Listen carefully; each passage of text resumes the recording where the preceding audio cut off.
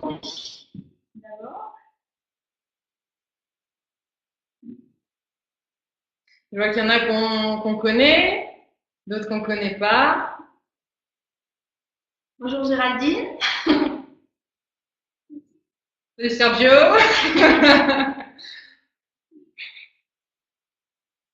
On commence dans 1 minute. Donc j'espère que tout va bien pour vous. Si vous êtes en France, il pleut pas trop, j'espère. Ici, je vous avoue, il fait 32 degrés. On a mis la clim. Mais bon, c'est chacun son tour. Hein. Nous, c'est juillet-août où c'est l'hiver et on fait plus la tête. Voilà. On va attendre que tout le monde. On n'est pas d'ailleurs, on va voir.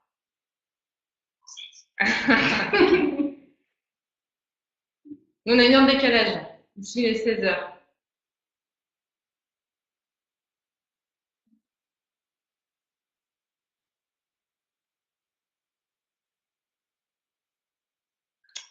Ah bah, à Marseille, il fait beau. Bon, bah écoutez,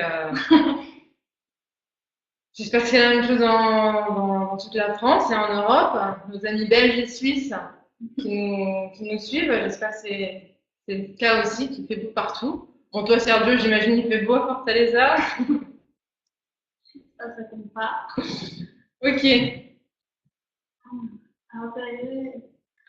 On écrit. On va commencer. Bonjour à tous et bienvenue dans notre webinaire en direct des bureaux de Terra South Africa. Donc l'agence existe depuis un peu plus de 5 ans, elle a été créée en 2012. Et donc Laurie et moi-même allons vous présenter le pays dans lequel on vit et duquel on est tombé amoureuse. Donc Laurie est votre conseillère privilégiée sur l'Afrique du Sud et spécialiste du Botswana. Et moi je suis Lorraine, gérante de Terra South Africa. Donc la présentation va durer 25 minutes, pendant laquelle on va passer les régions d'Afrique du Sud.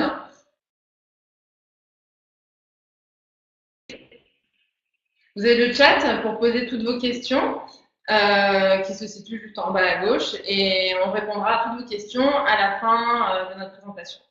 Donc je laisse la parole à Laurie, qui va vous faire un rapide topo des atouts et des attraits de l'Afrique du Sud.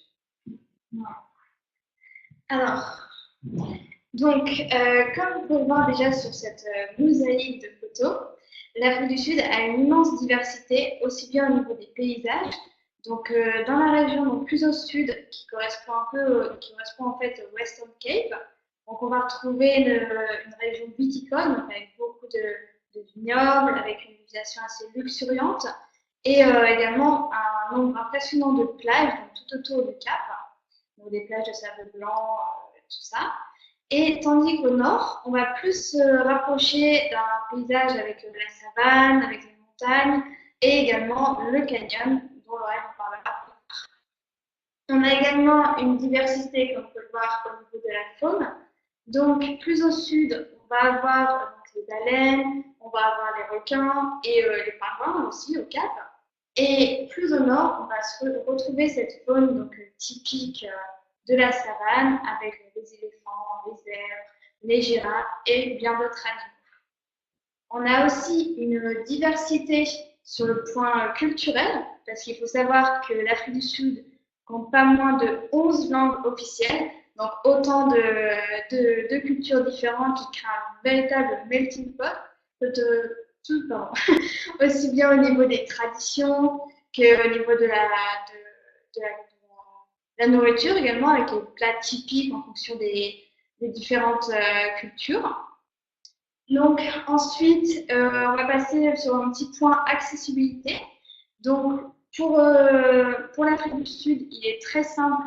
Donc on a plusieurs vols directs qui partent au départ de Paris, Zurich, Londres ou encore Amsterdam, donc qui arrivent directement au Cap et à Johannesburg. Donc c'est très simple. Souvent on peut partir soit le matin, soit le soir, et on passe à l'avion. Ce qui est sympa aussi, c'est qu'on n'a pas de décalage horaire avec vous.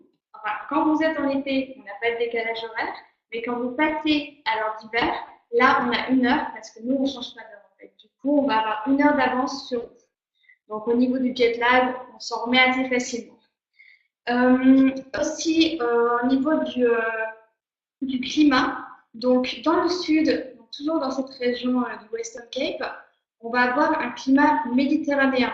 Donc vraiment avec 4 saisons et donc un été qui s'étend de décembre jusqu'à à peu près mi-mai et un hiver qui vraiment commence en juin et qui termine du coup et pardon et qui termine du coup on va dire début septembre. Tandis qu'au nord, on va retrouver plutôt ce climat subtropical. Donc, on va vraiment avoir une saison sèche et une saison humide. Donc, la saison humide sera de décembre à février et la saison sèche sera donc de mai jusqu'à octobre. Donc, c'est vraiment la saison sèche, c'est la meilleure saison pour les safaris. Et Lorraine nous en parlera plus tard. Donc, ensuite, au niveau du rhum. Donc, on avait le rhum, il fluctue assez régulièrement, donc c'est un petit souci, mais récemment, on a réussi à se stabiliser autour de 1 euro. 1 euro égale 15 randes. Donc, on part un peu sur cette moyenne-là. Donc, ensuite, au niveau de l'Afrique du Sud, a cet avantage d'avoir une immense diversité au niveau de ses hébergements, donc de la gamme d'hébergements. Donc, on peut aller autant sur du 3 étoiles, donc de la petite maison d'hôte, très sympa, jusqu'aux 5 étoiles, 5 étoiles plus. Donc, vraiment, on a une large gamme, ce qui permet de s'adapter à chaque demande de nos clients. Au niveau gastronomie aussi, et ça c'est très important, surtout pour les Français, on a de très très bons restaurants. Donc au Cap, on a vraiment une large gamme de restaurants, dont le Potluck qui fait partie des 50 meilleurs restaurants au monde. C'est pas n'importe quoi, mais c'est vraiment de très très bons restaurants et beaucoup plus accessible qu'en France. Par exemple, en France, pour un restaurant gastronomique, on met à peu près une cinquantaine d'euros. Ici, ça reviendra à une vingtaine d'euros. Donc, c'est vraiment très intéressant. Donc, pour terminer au niveau du point de vue géographique, l'Afrique du Sud a cet avantage de pouvoir faire des combinés avec différents pays. Donc, par exemple, on peut faire un combiné avec Afrique du Sud, Namibie, pour le côté un peu plus sauvage, aventure. On a un combiné Afrique du Sud, Botswana. Donc ça, c'est vraiment pour les férus de safari qui veulent vraiment vivre le safari sous toutes ses formes. Donc c'est vraiment un très très bon combiné. C'est deux expériences complètement différentes de safari. Ensuite, on utilise également donc, le combiné Afrique du Sud, Zimbabwe, notamment avec les Victoria Falls, donc les chutes Victoria, qu'on combine à l'Afrique du Sud. Il faut compter à peu près 2 jours pour faire les chutes Victoria. Et enfin, on a notre combiné Afrique du Sud, Mozambique. Donc ça, c'est plus pour le côté balnéaire, avec des plages de sable blanc, l'eau turquoise, cristalline. Donc c'est vraiment pour on conseille souvent ce combiné pour les lunes de miel. Ça se prête parfaitement. Donc maintenant, on va passer à notre produit phare, donc qui est notre circuit qui traverse toute l'Afrique du Sud et qui passe sur les incontournables de l'Afrique du Sud. Donc on commence au Cap et on termine à Johannesburg. Donc pour faire ce circuit, il faut compter à peu près 2 semaines pour le circuit en Afrique du Sud. Et ensuite, vous pouvez ajouter une extension au Chute Victoria.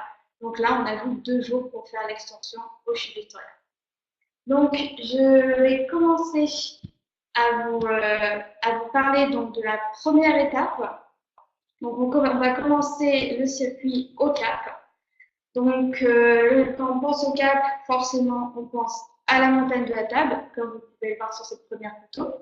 Donc d'ailleurs ce paysage-là, vous l'avez justement en faisant une excursion dans l'hélicoptère qui part du waterfront et du coup qui vous offre une vue sur tout Cape Town avec la montagne de la Table au fond et toute la ville devant. C'est vraiment magnifique. Donc ensuite donc là on a différents points de vue de Table Mountain. On vous conseille vraiment de faire le funiculaire pour monter en haut de Table Mountain et avoir cette magnifique vue sur toute la baie et la ville. Vous pouvez également, donc pour les plus sportifs, faire les randonnées. J'en ai testé quelques-unes. Et donc, il y a différents points pour partir en randonnée. Donc, soit vous partez du funiculaire, soit vous partez de l'autre côté de Port B, mais c'est vraiment sympa à faire. Mais c'est pas non plus pour les débutants. Il faut quand même avoir une certaine condition physique. Ensuite, un autre lieu incontournable au Cap, c'est le waterfront. Donc, c'est vraiment très sympa. Vous pouvez vous balader, faire les magasins, manger dans de très bons restaurants. Et en fin de journée, on vous conseille donc la croisière au coucher de soleil qui vous donne une vue sur toute la baie du Cap. C'est vraiment magnifique. Donc, vous partez sur un catamaran et vous vous baladez le long de la baie. C'est vraiment top.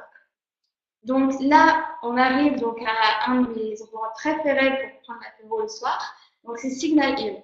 Donc c'est une petite montagne qui a la vue sur la montagne de la Table que vous voyez au fond et l'Iron que vous voyez à votre droite. Donc Signal Hill, c'est très connu. Donc souvent les gens se rassemblent pour le coucher de soleil avec une petite bière ou autre, et puis on regarde le coucher de soleil. Mais on peut aussi y faire du parapente. Donc vous pouvez partez de Signal Hill en parapente et vous arrivez à Sea Point. Donc c'est vraiment sympa. Une autre activité à faire qu'on vous conseille, c'est de vous promener dans le quartier de Boca. Et pour ça, on a un petit produit spécial qui est donc en fait, vous faites un cours de cuisine, un cap-malais, avec une habitante du quartier de Boca. Donc vous allez vraiment dans sa maison à Boca, dans sa cuisine, vous cuisinez avec elle, et ensuite vous profitez donc du déjeuner ou du dîner en sa compagnie. Donc c'est vraiment sympa. Donc l'Afrique du Sud, comme je vous disais avant, est très connue pour ses nombreuses plages. Donc vous avez les plages donc, de Camps Bay, de Clifton ou plus au sud vers Norfolk. Ensuite, vous avez également la plage de Muizenberg, qui est également donc, très connue pour ses petites maisons multicolores, donc ces petites cabanes multicolores, et c'est également le spot de surf au Cap par excellence.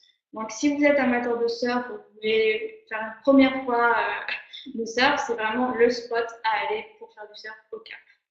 Ensuite, pour cette journée, en fait, vous partez faire la péninsule, vous allez passer par la fameuse plage des Pingouins. Donc, c'est une colonie de pingouins, en fait, qui a élu domicile sur la plage et qui maintenant y habitent à l'année. Donc, ils partent pas, ils sont là à l'année. Donc, c'est vraiment sympa, vous vous baladez sur la plage et puis les pingouins viennent à votre rencontre. Si vous nagez, ben, avec vous, tranquille. Donc, c'est vraiment une expérience assez unique. Donc, ensuite, pour l'un des points également très importants de la région du Cap, c'est ses vignobles. Donc, là, je vais partir de la région du Cap en général, parce qu'on va partir vers Stellenbosch, qui est qui a une grosse production viticole. En fait, pour vous donner une idée, on va dire que l'ensemble viticole du Cap équivaut au vignoble bordelais. Pour vous donner un peu une idée, c'est équivaut au vignoble bordelais. Donc, on a également Franck Chouc, qui est très connu notamment par son histoire avec les Huguenots, qui sont donc les premiers protestants français qui ont amené les vignes et leur savoir-faire et qui ont du coup développé la vigne en Afrique du Sud. Donc, c'est vraiment ce côté historique. On le retrouve également, ce côté historique, dans les bâtiments, avec les bâtiments à l'architecture, comme vous pouvez le voir sur cette photo. L'architecture typique Cap Dutch, donc hollandaise, qui a été donc amenée lors de l'occupation hollandaise. Et ensuite, donc là, vous avez un autre exemple d'architecture hollandaise. Ensuite, on arrive du coup à les différents vignobles, vraiment énormément, donc souvent 2 jours, c'est pas trop pour faire les vignobles. Là, par exemple, vous avez donc le vignoble de Waterford. Donc, sa particularité de ce vignoble, c'est qu'il propose une dégustation de vin et chaque vin est accompagné d'un chocolat spécial. Donc, vraiment, vous dégustez votre vin et votre chocolat. Donc, c'est 2 dégustations qui se combinent très bien ensemble, je vais vous tester, et c'est vraiment très sympa. Et enfin, vous avez également la vallée de Constantia, qui est vraiment juste à côté du Cap. Donc, c'est dans la ville du Cap. Et donc, c'est toute cette région viticole. Et là, vous avez justement sur cette photo mon vignoble préféré à Constantia, qui est Constantia Glen.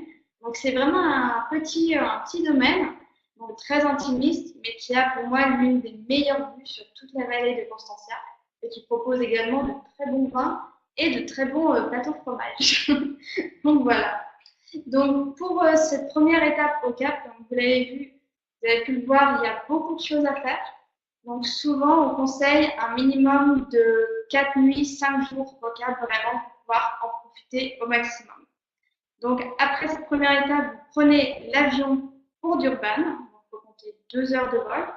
Et là, c'est Lorraine qui va vous présenter donc la région de KwaZulu-Natal. Donc je lui envoie la balle. Et voilà, on travaille sur des ballons chez Terra Africa. Donc, moi je vais vous parler du KwaZulu-Natal. Alors, vous avez 4 attraits à la région. Le premier Durban, le second Saint Lucia et le parc Isimangaliso, le troisième le parc de Schuchloe-Mpolosi et le dernier le parc du Drakensberg. Donc Durban, qui est la photo que vous voyez à gauche, c'est le point d'entrée dans la région. Et vous avez même des vols en direct depuis les Émirats. Avec Emirates, vous avez des vols directs Dubaï-Durban. Donc c'est parfois bien pratique pour partir d'Europe. Ensuite, vous avez Saint Lucia, qui est très connu. C'est très connu pour son estuaire, d'où on peut observer de très près les hippopotames et les crocodiles avec des croisières sur l'estuaire, justement. Et c'est aussi la porte d'entrée au parc Isimangaliso, qui est un parc humide, car il y a plusieurs plaines inondées. Et ce parc, en fait, longe toute la côte, entre Saint Lucia jusqu'à la frontière avec le Mozambique. Et c'est très réputé pour c'est un parc et très réputé pour l'observation des oiseaux, comme les flamants roses que vous voyez actuellement. Un autre parc de la région, le parc Schuchloe-Mpolosi. On dit Schuchloe et pas Louloué comme certains le disent parfois, parce que le H en zoulou se dit che. Un parc dans lequel on peut trouver les Big Five, évidemment. On reviendra sur les Big Five un peu plus tard. Et très réputé pour l'observation de rhinocéros. C'est un parc où on peut voir beaucoup de rhinocéros. Pour y être allé, je n'ai jamais vu autant de rhinocéros dans un endroit aussi concentré. Et donc le dernier point, c'était le parc du Drakensberg. C'est un parc naturel, il n'y a pas d'animaux. Il fait frontière avec le Lesotho et c'est donc un massif montagneux. On l'appelle aussi la Petite Suisse. C'est vraiment un paradis pour les randonneurs. Et mon coup de cœur, c'est vraiment au nord le parc du Royal Natal, avec cette formation rocheuse qui forme une falaise en forme d'amphithéâtre, comme vous voyez sur la photo. Et c'est de là que partent plusieurs randonnées qu'on a testées, Laurie et moi, et notamment la Tugela Falls. C'est une randonnée qui part de la vallée et qui arrive au pied de la falaise, d'où vous pouvez observer donc la chute d'eau qui s'appelle Tugela. Vous avez aussi d'autres randonnées qui partent de l'autre côté de l'amphithéâtre pour arriver jusqu'au sommet. C'est la randonnée Sentinelle, et donc c'est un peu plus pour les assidus, parce que voilà, vous passez quelques échelles, quelques chaînes, voilà, c'est vraiment une randonnée pour les habitués. Et enfin, je parlerai juste de la côte qui se situe entre Durban et Richards Bay, qu'on appelle la Dolphin Coast. C'est une côte de sable, de plage. Et l'eau est chaude à cet endroit-là.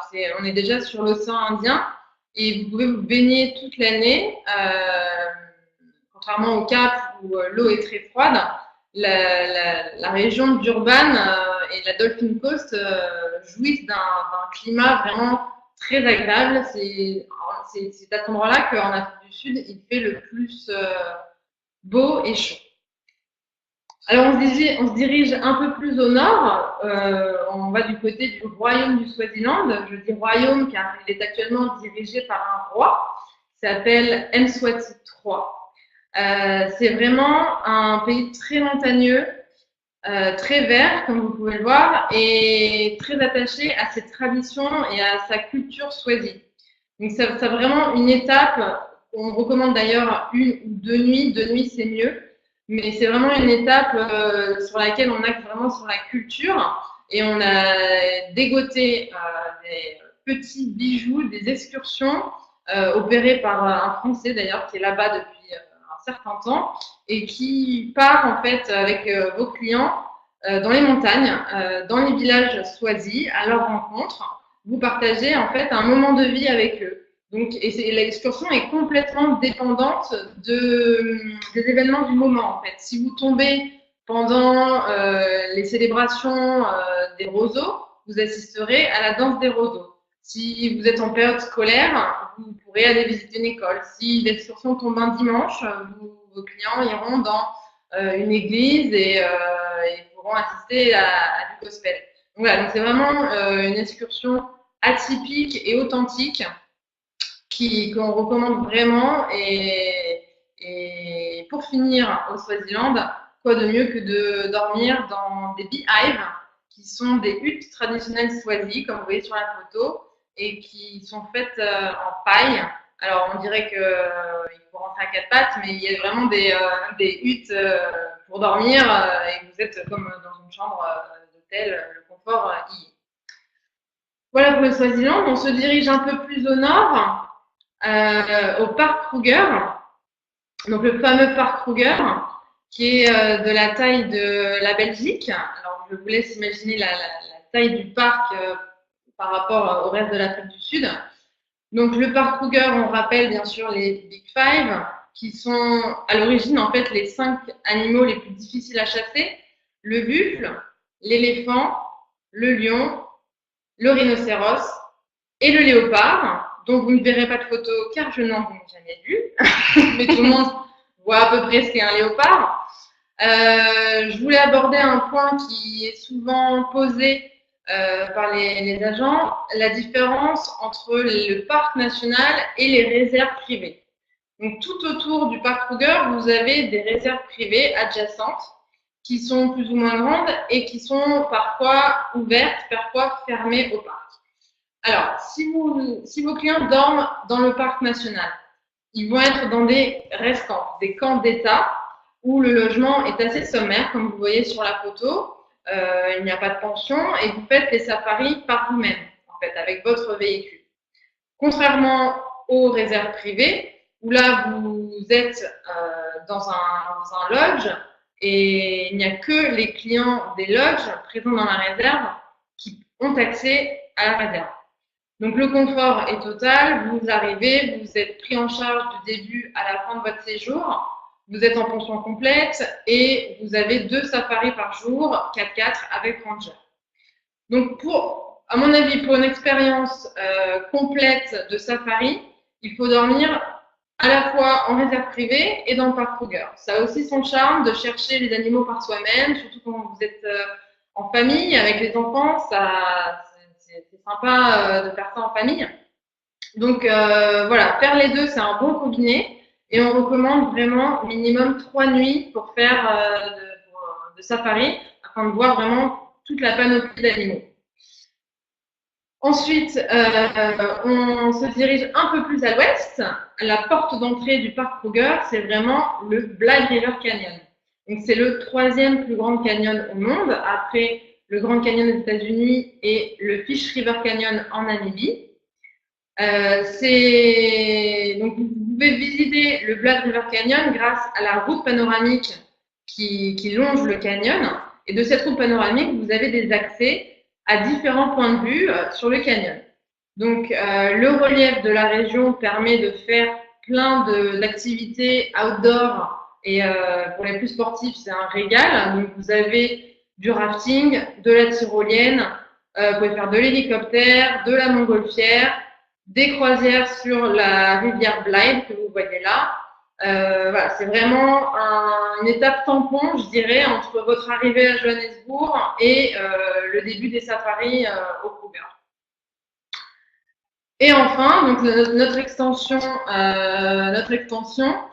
c'est les chutes Victoria, qui sont donc, comme vous voyez, à 1h35 de vol.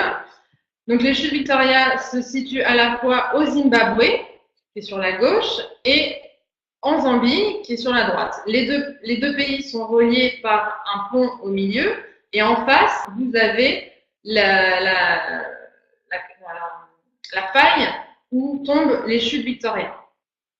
Alors, bien sûr, vous voyez que donc côté Zimbabwe, les chutes sont un peu plus larges. On voit plus les chutes Victoria côté Zimbabwe que côté Zambie. C'est pour ça qu'on a l'habitude de dire que en Zambie, on voit un peu moins les chutes. Moi, je voulais surtout vous rappeler les saisons en fait pour les chutes Victoria. Donc, vous avez deux saisons, les basses eaux et les hautes eaux. Les hautes eaux, ce sont de février à juillet. Et les basses eaux, c'est donc de août à janvier. À noter que le niveau le plus bas est en novembre jusqu'à début décembre. Donc après, tout dépend comment vos clients souhaitent voir les chutes. Est-ce qu'ils souhaitent voir les chutes avec beaucoup d'eau? C'est vrai que le débit est très impressionnant. Donc pendant la saison des hautes eaux, c'est là où c'est à ce moment-là qu'il faut qu'ils y aillent. Mais à noter que en fait, il y a une écume qui remonte de la gorge qui cache en fait la vision des chutes. Donc on voit un peu moins bien les chutes pendant les hautes eaux. Alors que pendant les basses eaux, l'écume est moins importante, donc on voit mieux les chutes, mais le débit de l'eau est moins. Voilà, donc c'est selon le choix des clients. Pour ma part, je pense que le meilleur point de vue pour les chutes, finalement, c'est pas de la terre, c'est du ciel. Et donc pour ça, on peut vous proposer bien sûr des excursions en hélicoptère, en ULM, pour une meilleure vision de ces magnifiques chutes Victoria. Une question qui se revient souvent, le visa.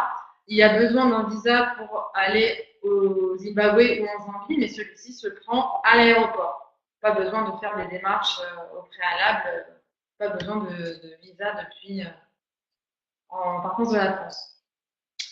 Donc voilà, je crois qu'on a fait le tour de notre circuit classique qu'on appelle l'essentiel de l'Afrique du Sud, où vraiment vos clients ont un aperçu des incontournables du pays. Donc voici la petite équipe qu'on a au Cap, donc une équipe féminine, comme vous pouvez le voir. On est à votre disposition pour répondre à toutes vos questions et surtout pour aborder d'autres régions où on n'a pas abordé, enfin, pour parler d'autres régions qu'on n'a pas abordées pendant ce webinaire. On répondra avec plaisir à toutes vos questions. On est à votre disposition par mail, par Skype ou par téléphone. Voilà, donc on va répondre à vos questions que vous avez posées sur le chat. Oui, il y a Serge qui demande quelle idée de budget pour les vols intérieurs ou interpays dans le cadre d'un combiné. Alors, les vols intérieurs, c'est vraiment pas cher. En Afrique du Sud, vous avez tous les prix, mais les premiers prix tournent autour de 1000 rands, ce qui fait environ 80 €. Ouais. Environ 80 €.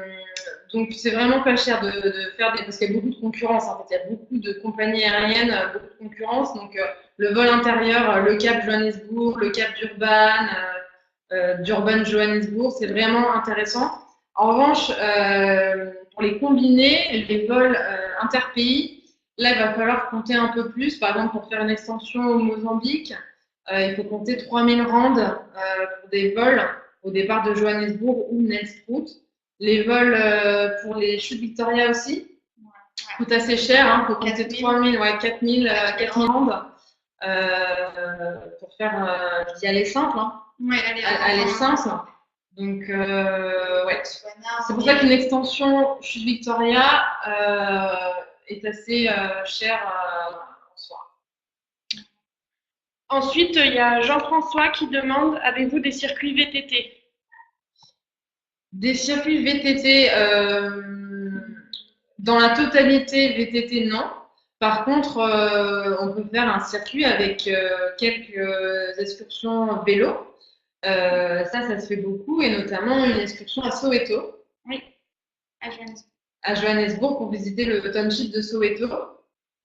Ça, c'est vraiment une excursion sympa à faire en vélo. On peut visiter le Cap en vélo, mais un circuit total VTT, on n'a pas encore fait. Voilà.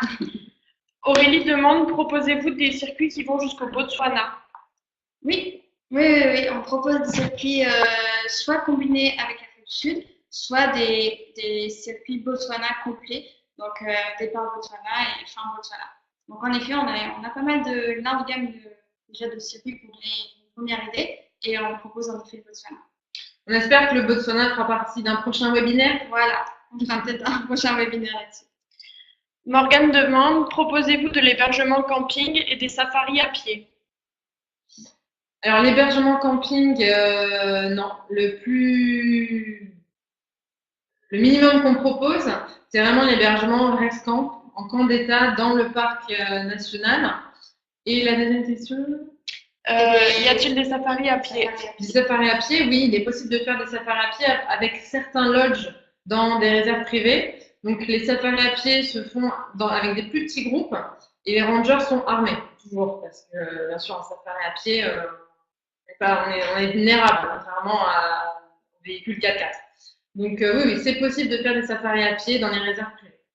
Et c'est même c'est une super expérience. C'est vraiment recommandé. Quand on en a un peu marre du 4x4, vraiment le safari à pied, c'est autre chose. Et puis, en fait, pendant le safari à pied, vous avez une autre vision de la savane parce que le ranger va vous expliquer beaucoup plus de choses sur la végétation, chose qu'il ne fait pas en fait pendant le safari 4x4. Donc, c'est carrément une expérience différente. C'est vraiment à recommander. Stéphanie demande, il me semble qu'il existe un train entre Johannesburg et le Cap, est-ce que vous me le conseilleriez? Ah, mais ça, c'est le gros ça. Alors vous avez des trains entre, alors c'est pas Johannesburg, c'est Pretoria, la gare est à Pretoria, jusqu'au Cap. Il y a à la fois le Rovo Train et le Blue Train. Les deux font les mêmes trajets, mais les deux sont très différents. Le Rovo Train, c'est vraiment dans le style Orient Express. Voilà, c'est vraiment un style ancien, c'est très luxueux. On demande aux hommes de s'habiller avec une cravate le soir, les dames en robe de soirée. Voilà, c'est pour vous donner un peu l'esprit du Rovo Train. Le Blue Train, c'est beaucoup plus moderne. On n'a pas cette exigence de dress code. C'est vraiment le Blue Train, c'est un train qui est d'ailleurs un peu plus rapide que le Rovos. Vous rejoignez Cape Town ou Pretoria selon le sens un peu plus rapidement. Voilà, les deux se font. C'est vraiment une expérience sympa à faire. Attention au budget parce que c'est assez cher comme produit. Donc, il faut bien cerner le budget et le train ne part pas tout le temps aussi. Vous avez des dates de départ, c'est pas quotidien. Il faut bien caler le circuit en fonction des dates de départ. Virginie demande s'il y a des vols directs le Cap Kruger. Oui.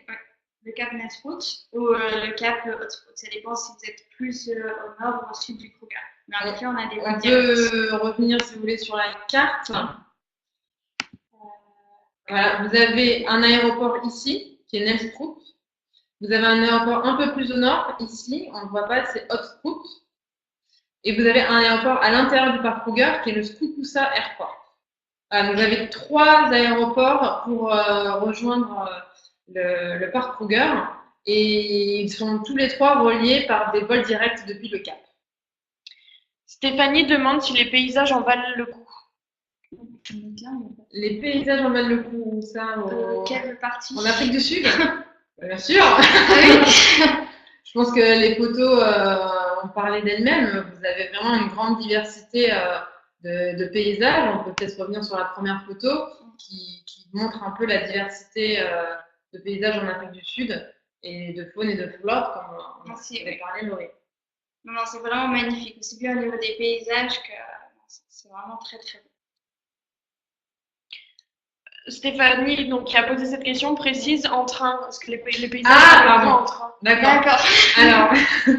Alors c'est vrai que les paysages en train, en général, les gens étaient un peu déçus. Le train traverse des régions très désertiques de l'Afrique du Sud, donc ils vont de Pretoria et ils traversent comme ça par Kimberley des plaines très arides.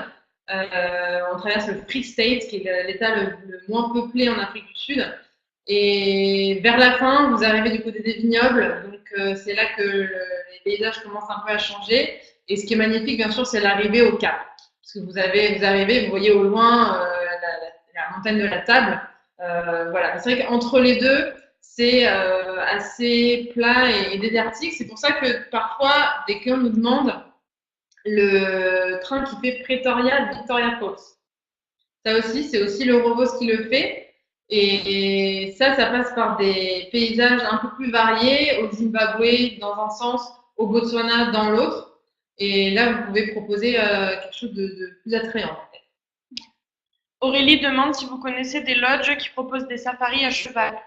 Oui, vous avez des safaris, alors pas tous, hein, vraiment quelques-uns. Qui propose Voilà, c'est au sud du Kruger.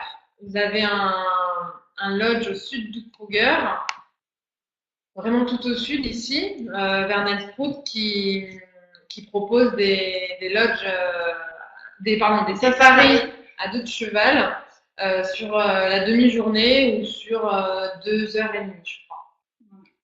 Géraldine demande, quand on conclut une étape par le Swaziland, y a-t-il besoin d'un visa ou autre démarche administrative? Est-ce que le passage de la frontière est facile? Alors, donc pour le Swaziland, le passage de frontière, ça dépend du nombre de voitures ou pas, mais on n'a pas eu de soucis majeurs dernièrement. Et pour le visa, il n'y a pas besoin de visa spécifique pour le Swaziland, comparé au Sud Victoria, mais le visa qui est délivré à l'aéroport directement. Non, au Swaziland, non. Martine demande quelle réserve privée vous pourriez lui conseiller.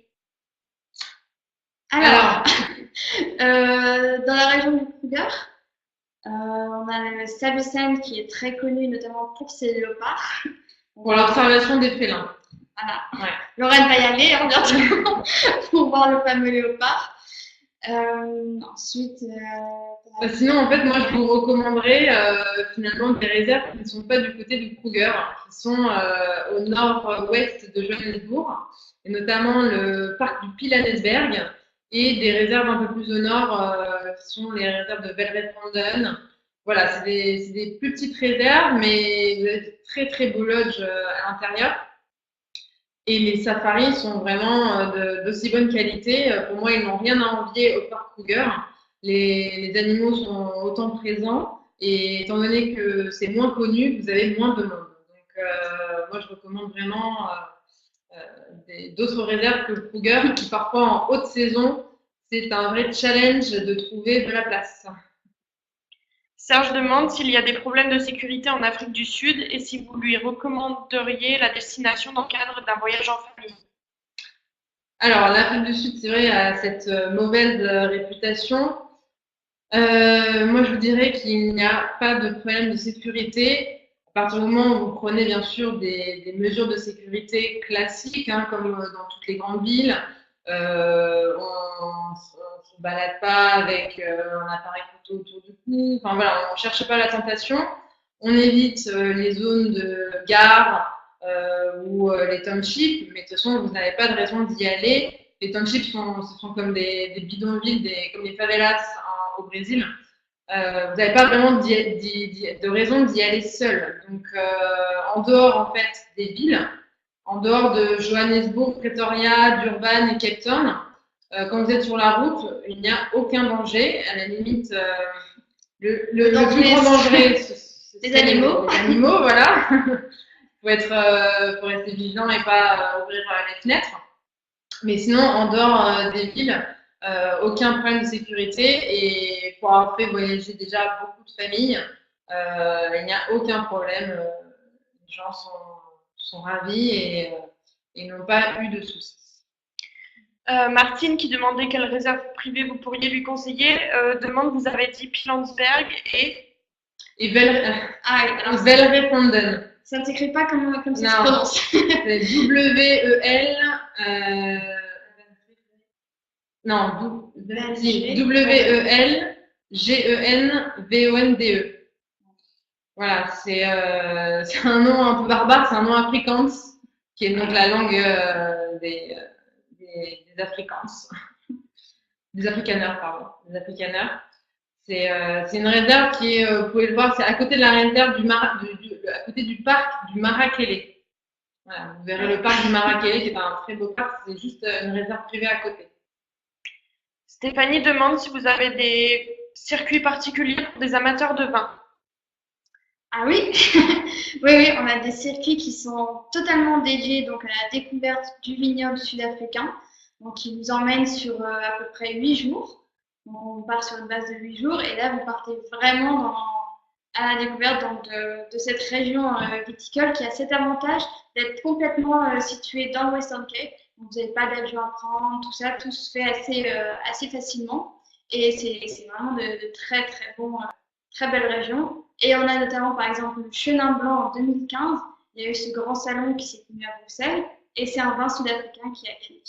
Donc, on a vraiment de très, très bons vins et de très beaux circuits viticoles. Morgane demande s'il faut un permis international pour conduire en Afrique du Sud. Alors, permis international, c'est quelque chose qui ne sera pas demandé par le loueur de voiture pour louer une voiture en Afrique du Sud. Voilà, c'est quelque chose qui peut éventuellement vous être demandé lors d'un contrôle de police sur la route. Donc, moi, par exemple, je n'ai pas de permis international. Je circule en Afrique du Sud sans permis international. Le seul permis qui fait foi en Afrique du Sud, c'est le permis rose. C'est notre permis français, donc, ou européen. Donc, le permis international n'est vraiment pas requis. Ensuite, si les clients l'ont, c'est mieux. S'ils ne l'ont pas, c'est pas grave. Ça ne doit pas empêcher de venir en Afrique du Sud. S'ils se font arrêter sur la route par la police et qu'ils n'ont pas leur permis international, ils écoperont d'une petite amende, mais rien de grave. Et vraiment, je sais pas pourquoi en ce moment tout le monde nous pose cette question, mais vraiment, faut pas s'inquiéter pour le permis international. Stéphanie demande le budget des circuits pour les amateurs de vin. Alors, on part sur une base, donc si on va partir sur une base en euros, on part sur du 2000 €. Si on veut une gamme donc du 4 étoiles.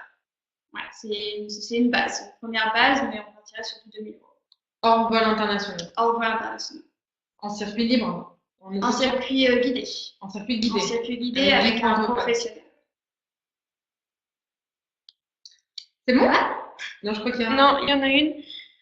Géraldine demande comment rassurer les voyageurs qui nous parlent de la sécheresse en Afrique du Sud et l'hystériose. Alors, je me demandais pourquoi on n'avait pas encore eu cette question. Merci Géraldine. Merci Géraldine. Alors, oui, la sécheresse, là c'est en ce moment le grand sujet. Alors, une première précision, ce n'est qu'au Cap. Ce n'est que la ville du Cap. À 80 km du Cap, à Hermanus ou même dans les vignobles, ils ne sont pas touchés. Donc, il va y avoir des restrictions d'eau. À l'heure actuelle, on a un peu de mal à vous répondre sur comment ça va se présenter. On nous parle d'un D0, un D le jour où il n'y aura plus d'eau, qui est apparemment le 12 avril pour l'instant. En tout cas, pour l'instant, on n'a pas changé nos habitudes. On prend des douches. L'eau coule. Non, on a quand même un petit peu changé nos habitudes. On fait attention à la consommation d'eau parce qu'on est passé à 50 litres par jour par personne, mais ça reste raisonnable. On peut se doucher, tout ça, il n'y a aucun souci. Mais oui, il faut faire attention à sa consommation d'eau. Et dans tous les cas, on a eu justement un webinaire aussi, pareil, avec le ministère du Tourisme, qui disait que donc le centre du Cap ne sera pas touché par les coupures d'eau en avril, ainsi que le waterfront. Donc, il faut vraiment relativiser. On est en train d'avoir des solutions, mais pour l'instant, on ne peut pas vraiment en dire plus à ce sujet. On pourra en dire plus un peu plus tard, mais nous, au bureau, on est toutes confiantes. On a foi dans le Sudaf. Ils savent toujours se débrouiller face à leur nature qui est assez capricieuse. Il y a 3 ans, le Cap vivait de gros problèmes d'électricité. L'électricité était coupée tous les jours, 2 heures par jour. Et ils ont su faire face. Donc moi, je suis confiante dans les Sudaf, ils vont trouver une solution. Voilà. Morgane demande votre avis sur la région du Karoo. Alors, la région du Karoo, c'est vrai qu'on n'en a pas parlé parce que sinon ça faisait un peu trop long. Euh, c'est en fait une région par laquelle on passe quand on fait le circuit de la route des jardins, qui est un circuit, je vais revenir sur, voilà. Donc c'est un circuit qui part du Cap et qui arrive jusqu'à Port-Elizabeth. Et la région du Karoo, c'est toute la région autour de Outrun. C'est une région très aride et très réputée pour les autruches. Voilà, vous avez différentes activités autour de l'animal, mais c'est une étape incontournable du circuit Route des Jardins entre le Cap et Port-Elizabeth. Voilà, c'est très sympa. Nous, on recommande 1 ou 2 nuits, voilà, pas plus. C'est très aride et voilà. Elle demande aussi ce que vous pensez de la région entre Cederberg et Namaqualand. Alors, entre le Cederberg et Namaqualand, il n'y a pas grand-chose. En général, on fait d'une traite. Là, le Cederberg, c'est vraiment la chaîne de montagne qui est au nord du Cap. Bah, d'ailleurs, c'est la chaîne de montagne c'est la même chaîne de montagne que les vignobles. Elle monte jusqu'à Clanwilliam à peu près. Et le Namaqualand, c'est au niveau de Springboks. Voilà, tout en haut, à la limite avec la frontière de la Namibie. Et entre les deux, il n'y a pas grand-chose. C'est aussi très désertique. On n'aura pas d'étape à vous proposer entre le nord du Cederberg et le Namaqualand. En revanche, le Namaqualand, il faut vraiment y aller pendant la saison des fleurs, qui est de mi-août à fin septembre. Voilà, c'est là où vous avez des immenses prairies remplies de fleurs. Vraiment, c'est pour les amateurs de botanique, c'est vraiment un paradis. Non, plus de questions. Voilà. Écoutez, c'était un plaisir de faire ce webinaire et encore une fois, toute l'équipe est à votre disposition pour répondre à vos questions. N'hésitez pas. Et puis, si notre webinaire vous a donné l'envie de venir découvrir ce pays à l'extrême sud du continent africain, avec grand plaisir, on vous organisera un séjour. On est à votre disposition. À votre disposition. Donc, si vous avez des questions, vous pouvez nous envoyer un mail et puis on y répondra directement. Merci beaucoup de nous avoir suivis. Merci. Et à bientôt. À bientôt. Ciao.